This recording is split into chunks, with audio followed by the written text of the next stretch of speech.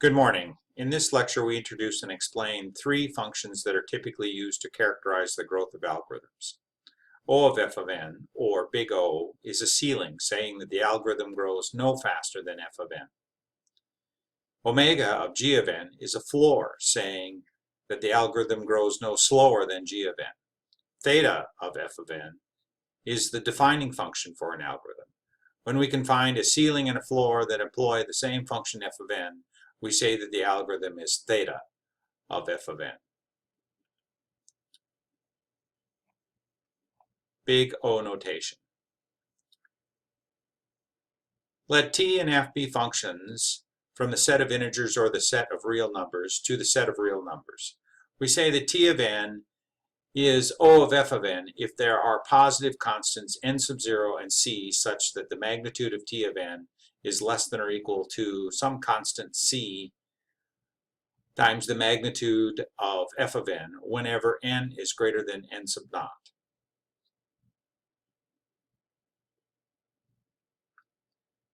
The constants c and n sub naught in the definition of big O notation are called witnesses to the relationship t of n is O of f of n. There are infinitely many witnesses to the relationship t of n is O of f of n. So what I have is a mechanism here to find c and n sub naught in a regular way.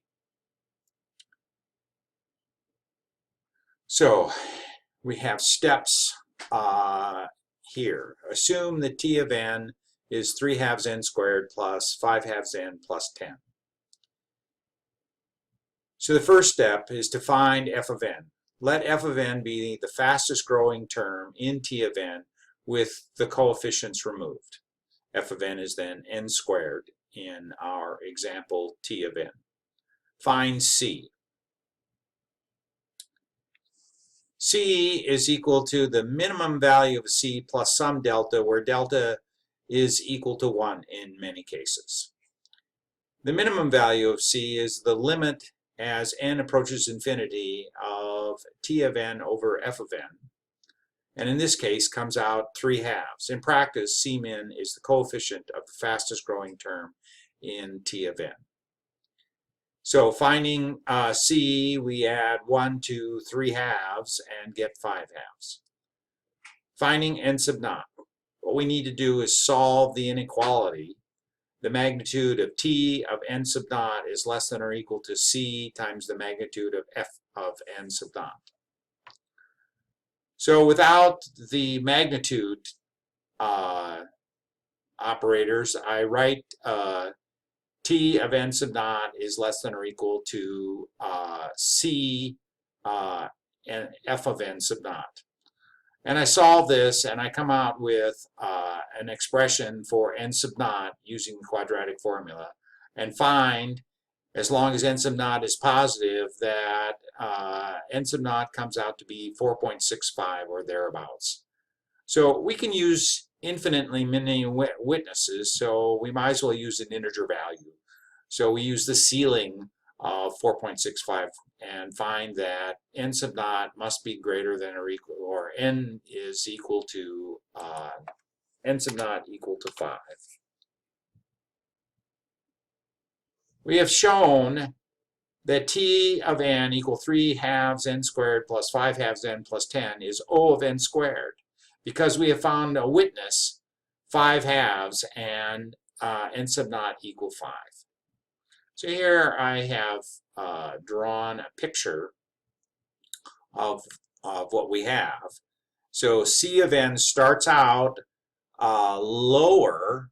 C f of n, or the characterizing function, starts out at a value lower, but at some point it is always bigger than our t of n. T of n starts out higher, and then at that point is always lower than.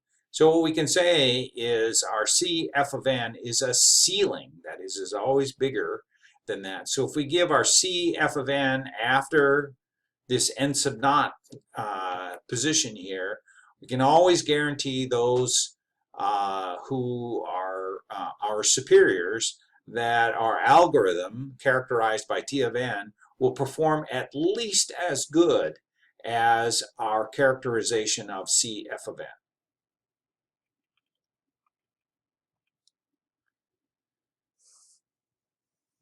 Remark. As an estimate of the growth of T of n, O of f of n is a conservative estimate because it places a ceiling on the growth of f of n. When n is greater than n sub naught, O of f of n is greater than or equal to T of f of n. Let us call O of f of n big O of f of n the EOR estimate, because the actual running time of the function given by T of f of n will be less than the estimate of C f of n, because EOR is a pessimist, always promising less than he actually delivers. This is an awfully good position to be in an industry position. If you promise less than you actually deliver, you always deliver more than what you promise, then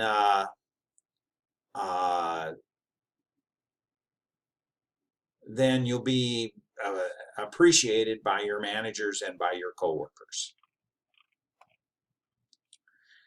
Big omega notation. Let T and F be functions from the set of integers or the set of real numbers to the set of real numbers. We say that T of n is omega of G of n if there are positive constants n sub naught and C such that the magnitude of T of n is greater than or equal to C times the magnitude of G of n, whenever n is greater than n sub naught. So we have a very similar technique to finding C and n sub naught for this. And so in this particular case, what we found is we found witnesses C equal 1/2 and n sub naught equal 2. And what we get is a picture that looks like this for this particular function. Our CG of n starts out, the blue line here, starts out above T of n, our actual function. But at some point, it goes below it, saying that that T of n is always going to be greater than this. So this is a floor. And this floor is not a particularly good thing to be advertising, because what you're saying in time complexity terms, the goal is always to go faster. And so CG of n represents, if you will, the absolute most optimistic, fastest time that your algorithm could go. But in fact, it will almost always run slower than your actual estimate. So I would stay away from this omega of G of n estimate. So remark, as an estimate of the growth of T of n, omega of G of n is an optimistic estimate because it places a floor on the growth of T of n. When n is greater than n sub naught, T of n is greater than or equal to omega of G of n. Let us call G of n, omega of G of n, big omega of